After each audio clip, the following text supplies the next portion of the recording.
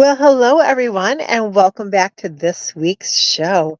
I am your show host, SHETAN NOIR, and this is High Strangeness in the Liminal Abyss.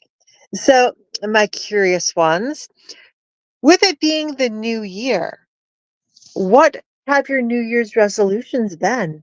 And are you going to keep them?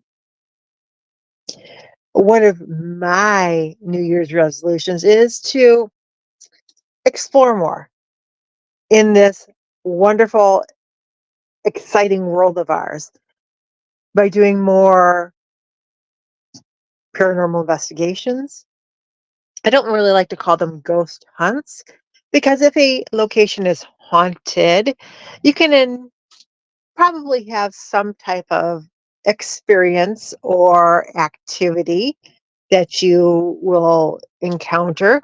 So, Bigfoot, I would say more of a Bigfoot hunt or a Squatch hunt because you're actually going out looking for them without the promise of ever finding them. I guess that's the difference between investigating and hunting. Investigating, there's been claims at a location that a paranormal experience or encounter or entity inhabits that area, that location. And if you're there for the whole evening, you can expect to at least experience something. Whereas a hunt, you are going out into a area that there's no parameters, which we often encounter with woods, with lakes, streams, rivers, forests, mountains. There's no parameters of where exactly the species that you're hunting is. So you have to track them on their terms. And if you're lucky enough to either be better at hunting than they are hiding, or they are worse at hiding than you are hunting, from both perspectives there, you might get a chance glimpse, but there's probably a high probability that you won't have your camera ready or whatever you're recording with ready. Whereas when we're doing paranormal investigating, that's kind of what you do in a location. You sit with either a recording device on and your equipment on, and you sit and you wait for something to come looking for you to interact with. And one of my New Year's resolutions and rules for investigating is that from now on, before I even get out of the car, before I even walk into the location, I'm turning on all of my recording equipment and having it on with, on my person, whether it's a USB recording device that you can just plug right into your laptop. They're out there on the market. Look for them. They are just a USB thumb drive, and it has a on and off switch. And depending on how many gigabytes you get, is how many hours of recording you can get on it. So I think the 16 gigabyte gives you, I want to say, like 40 hours of recording, if not more. Um, the only problem is at different periods of the night, like I would say with it, like in hourly interviews, quickly turn it off and then turn it back on. Because otherwise you're going to be sitting there listening to 8-10 hours straight of audio, um, which you can upload onto your computer and check each, set up, okay, I'm going to listen to it at an hour at a time. But I think either method would work. But from now on, one of my rules of thumb is going to be always be recording before you even walk into the location, before you even step, that first foot through the threshold. Because my experience is that when you first enter the location, before you have any devices up and running, that's when you experiencing stuff. And if you get all that at the very beginning and the spirits have no other reason to interact with you, you might sit there for the rest of the night and not have anything happen. So that's going to be a very important rule that I set for myself. And anybody that I investigate with is have our equipment up and running before we walk in the door. And that way, hopefully, we can catch more evidence and more interactions and have more to investigate and to show as evidence in the future. Now, with the cryptozoology aspects, it's likely that you could sit in one location viewing a large expanse of area, whether it's woods, mountains, a lake, whatever, and you could sit there the whole day and never see anything. And the reason is the difference between having interactions and experiences with the paranormal and interactions and experiences with cryptozoology is, for the most part, ghosts as being a former human, or even sometimes a, maybe a animal, a pet that, is deceased and roams the haunted location. They want to interact with humans. They want to have their lives acknowledged. And that's why I think we get a lot of interactions with the paranormal. Now, this doesn't apply to the negative spirits, whether we want to call them demons or non-human entities. This doesn't apply to them. If they're interacting with you, they're doing it because they want to scare you, hurt you, intimidate you in some way. But the human spirits, good or bad, they're interacting with you because they recognize you as another human being. And there is the potential for communication there.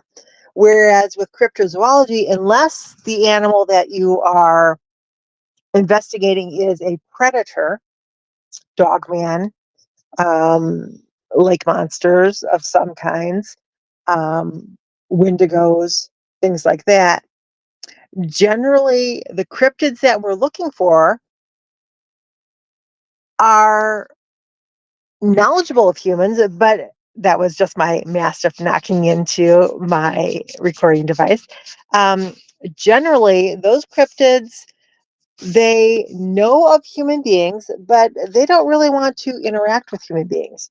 Whether it's they see us as a threat, because hunters are, human beings. They carry weapons, guns, crossbows, bow and arrows, what have you, knives, fishing rods, dynamite, whatever, into the woods, into the lakes, and their goal is to kill something. And if you are a animal of any kind and you see humans coming, well, it's better to run and hide or escape the area when you detect human presence than to wait around and see, oh, is this human just taking pictures or are they just walking? Do they have a gun? Those are things that it's better from the animal standpoint to run and hide than to stand and watch and see. Unless you're very good at camouflaging and evading detection by that means.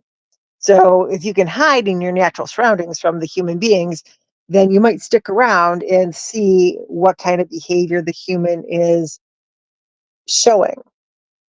Are they a threat or a non-threat? And that could possibly be the reason why you don't see very many interactions unless the human goes from being very visible to being very camouflaged and hidden, and the species don't know if the human left the area or cannot detect them. And then you possibly have the chance of viewing them, recording them, interacting with them. But then there's the whole aspect of we don't know with the cryptids what they can pick up on.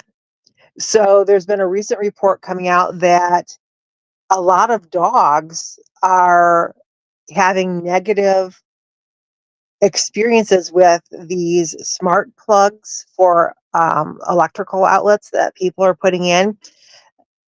Those emit a high frequency that we as humans may or may not pick up on, depends on how sensitive you are to those vibrations. But dogs and cats, birds, reptiles especially, do pick up on those and start displaying very anxious, very nervous behaviors.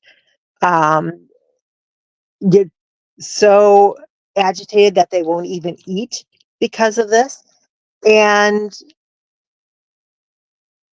as we're going out into the field, depending on what type of devices we take with us, our devices themselves might be revealing our locations to these cryptid creatures. Because if they are emitting a high frequency vibration, then they can easily pick up on that. And this is the reason why we think that the game trail cameras, doesn't matter if they're the brand new versions or the old versions, anything in between, whatever it is about them, whether it's the smell of the petroleum products in the plastics on the game trail cameras or the clicking sound it makes when it takes a picture. Because if you notice with most game trail cameras, the first picture will be of the animal looking down or looking away, but then as soon as it makes the clicking sounds, you're getting, you know, a straight on look from the animal because they hear the clicking and they're looking up to see where it's coming from. Usually they will pause and freeze to detect where that sound came from, and then they will flee the area. We also don't know how the camera mechanism, whether it has a flash, if it's the RD light, infrared light, whatever. We don't know if when that goes off, for simple animals like, let's say, raccoons, possums, deer, squirrels, chipmunks, when those camera flashes are going off,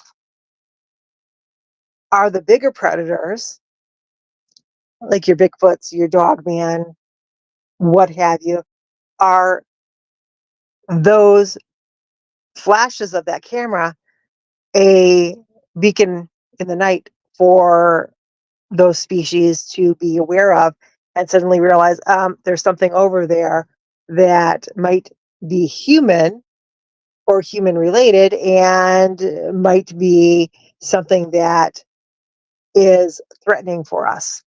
So these are just things that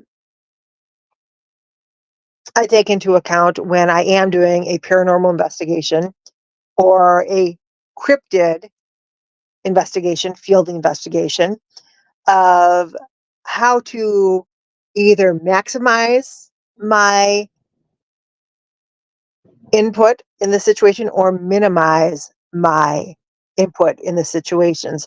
But what are your thoughts? What have your experiences been?